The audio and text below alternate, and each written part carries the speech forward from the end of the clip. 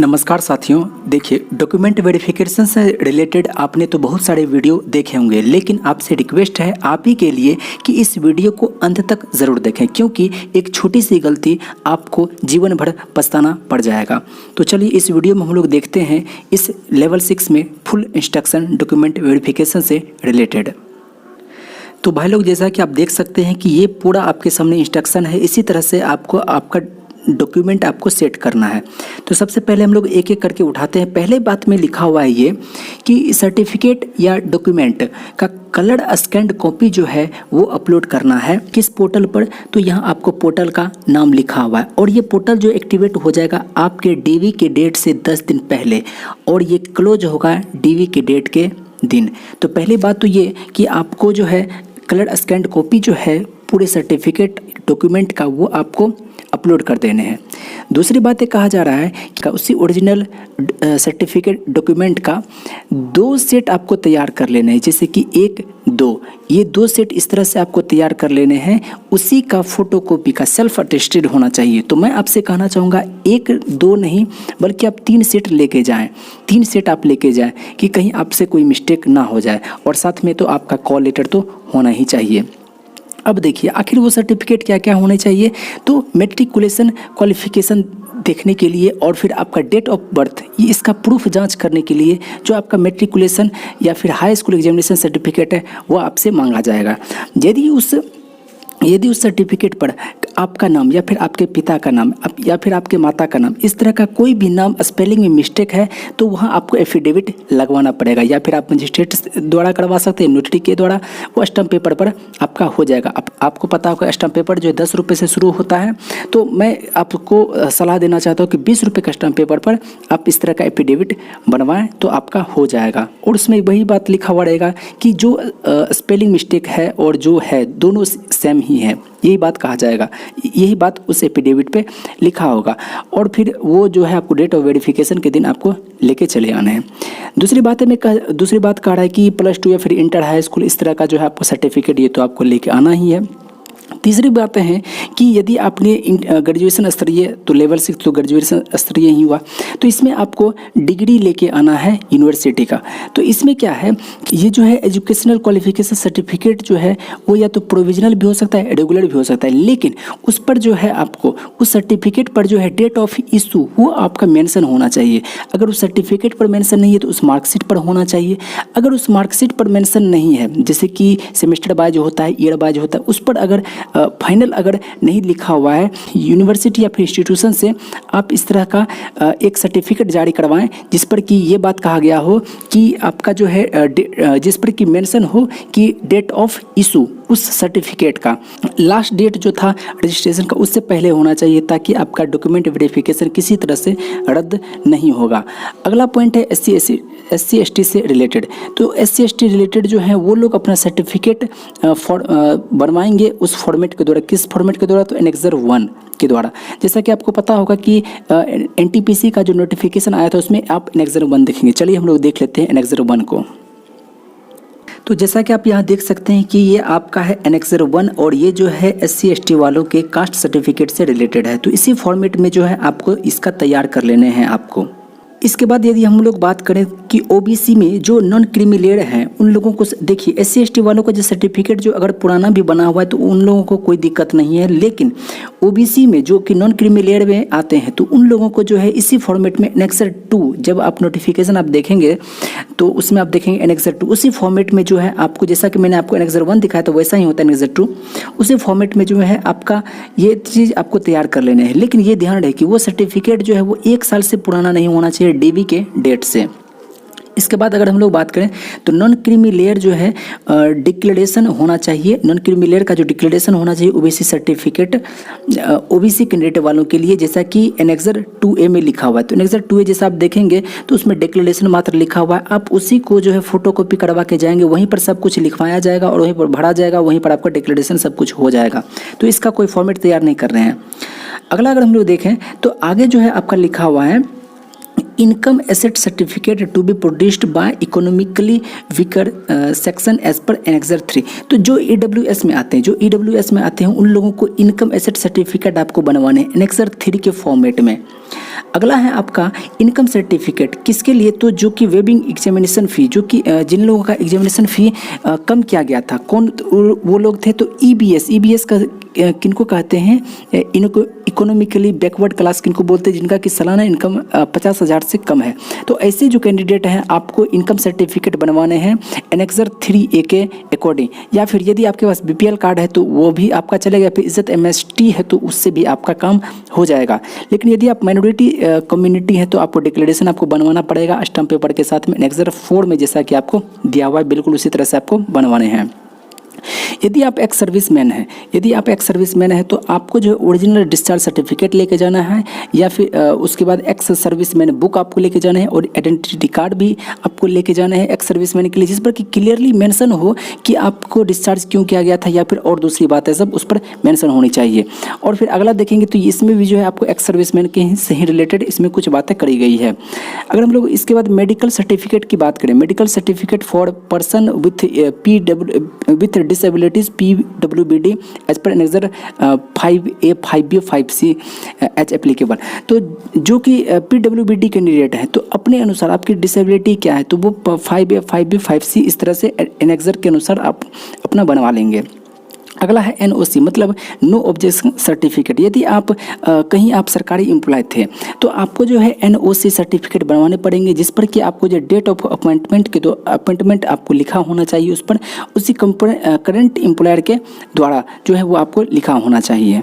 तो ये हो गया आपको NSC, वो आपको बनवाने हैं। अगला है gazette notification and or any legal document in case of formal change of name as mentioned in para 1.7 of general instruction of CN। तो इसमें कहा जा रहा है कि यदि आपका नाम पहले कुछ और था लेकिन अभी आपका कुछ और हो चुका है, ऐसा नाम कि बहुत रेयर केस में ही होता है, तो आपको जो लीगल डॉक्यूमेंट लेके जाने हैं कि जो नाम चेंज किया गया था और जो अभी है दोनों आप ही हैं। अगला है J&K डोमिसाइल सर्टिफिकेट एज यदि आप जम्मू कश्मीर से हैं तो आपको डोमिसाइल सर्टिफिकेट भी आपको लगाने पड़ेंगे। उसके बाद है कि certificate of eligibility from government of India as per for candidate other than citizen. यदि आप इंडिया से बाहर के हैं तो फिर आपको ये सर्टिफिकेट आपको चाहिए, ऐसा तो कुछ होगा नहीं। अगला है कि डिग्री ऑफ डाइवोर्स। हाँ, यदि कहा जा रहा है कि यदि आप डाइवोर्स हैं या तो हो सकता है आप मेल होंगे या फीमेल होंगे, तो इस तरह का आपको एफिडेविट आपको लगवाने पड़ेंगे, जिसमें कि कहा जाएगा कि इस कैंडिडेट ने या फिर इस मेल ने या इस फीमेल ने रीमैरिड नहीं किया है, ये लोग जो हैं कुंवारे ही हैं। यदि आपके हस्बैंड या फिर वाइफ अगर आपका उनका डेथ हो चुका है तो डेथ सर्टिफिकेट आपको बनवाने हैं, और फिर एफिडेविट के साथ में कि जिसमें कि आपको कहा जाए कि कैंडिडेट ने अभी तक शादी नहीं की है। अगला है कि any other relevant certificate testimonials documents available with the candidate. और भी अगर कोई इस तरह के कोई डॉक्यूमेंट्स हैं तो उनको भी आपको साथ रखने हैं। तीसरा में कहा गया है candidates must also bring the following documents at the time of document verification. इसके अलावा जो है ऊपर में जो सभी हमने मेंशन किया उसके अलावा भी आपको कुछ होने चाहिए, जैसे कि देखिए 3 पासपोर्ट साइज फोटोग्राफ होने चाहिए, not older than the 3 months. तो जैसा कि आप देख सकते हैं कि डॉक्यूमेंट वेरिफिकेशन से 3 महीने पुराने नहीं होने चाहिए। तो अभी आप फोटो खिंचवाएं और 3 नहीं, 3 के बदले आप 6 7 जितने भी लेके जाना चाहें ले जा सकते हैं, लेकिन उस पर डेट ऑफ मेंशन भी कर दे कि ये जो 3 महीने से पुराने नहीं है। उसके बाद यदि आपका CBT 1 CBT 2 हुआ था, CBET हुआ था, तो उसमें आपको पूरे जो है होता है एडमिट कार्ड, उसमें 2 भाग होता है, एक जो ऊपर आपको दे दिया जाता है, दूसरा वो रख लेता है। तो ऊपर वाला जो है आपको ये वाला जो है आपको अपर पोर्शन ये आपको लेके जाने हैं। उसके बाद photocopy of both side of Aadhaar card का दोनों साइड का फोटोकॉपी ये आपको चाहिए। और इस तरह का हम तो कहेंगे आपको 5-6 बनवा के ही जाएँ ताकि आपको कहीं कोई दिक्कत की बात नहीं हो। अगला एक receipt of payment made through challan at SBI branch of or post office. यदि आपने पेमेंट किया है ऑफलाइन तो अधिकांश आदमी तो ऑनलाइन ही करते हैं, यदि आपने ऑफलाइन किया है तो फिर वो रिसिप्ट भी मांगा गया है। अगला है कि if you fail to produce the above mentioned original certificate on the date of document verification your candidature is eligible to rejected. यदि आप इस तरह के सर्टिफिकेट को यदि आप ओरिजिनल सर्टिफिकेट को DV के दिन यदि आप नहीं दिखा पाते हैं तो आपका कैंडिडेचर जो है वो रिजेक्ट कर दिया जाएगा। No further correspondence will be entertained in the matter.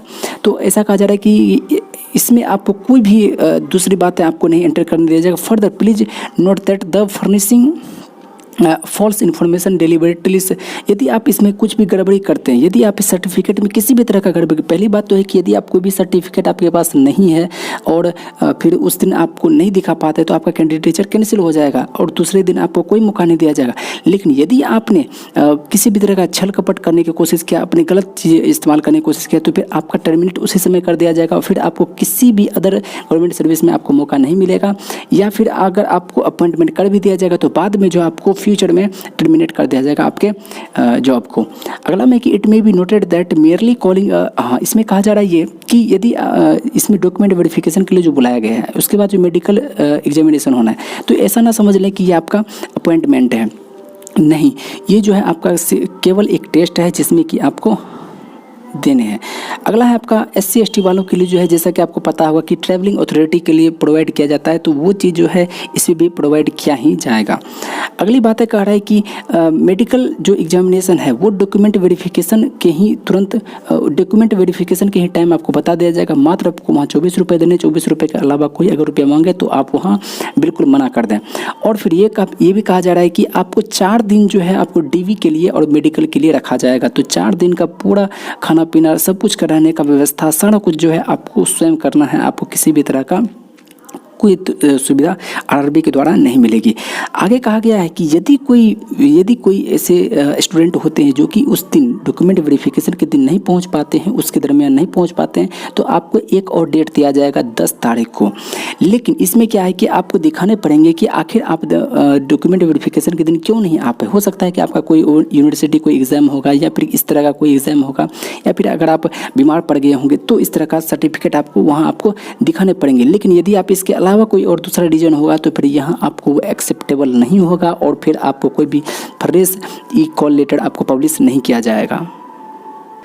तो भाई लोग, जैसा कि आप देख रहे होंगे कि ये पूरा का पूरा मैंने आपको एक बार समझा दिया है, लेकिन मैं एक बार पूरा का पूरा वीडियो का मैं पूरा क्रक्स में बता दूं कि यदि आप नहीं समझे हैं तो एक बार मैं फिर से बतला देता हूं कि आपको जो है सबसे पहले डॉक्यूमेंट्स को अपलोड तो करना ही है, कलर स्कैन्ड कॉपी, और साथ ही आपको 2 सेट जो है वो आपको लेके जाने हैं अपने साथ में।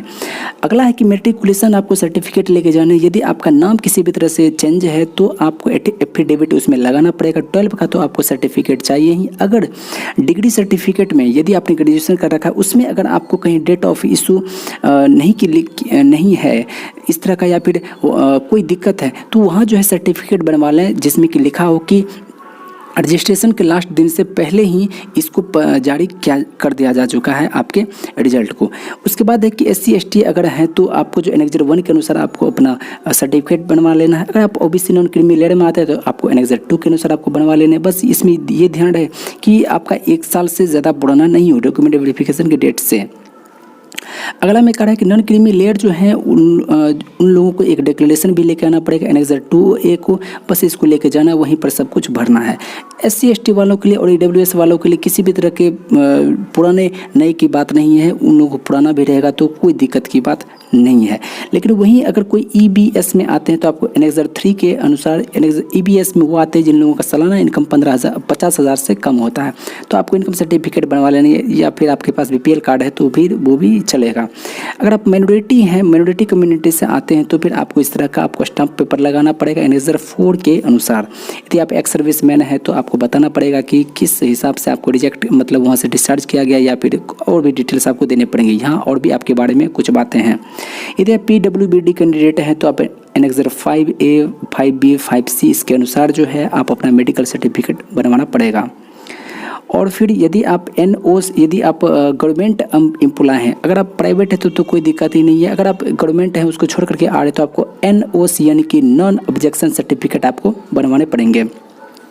अगला है कि अगर आपके नाम में कभी किसी तरह का परिवर्तन आया है तो वो भी आप लीगल डॉक्यूमेंट आपको दिखाने पड़ेंगे कि आप वही हैं जो कि पहले वाले थे जो नाम है।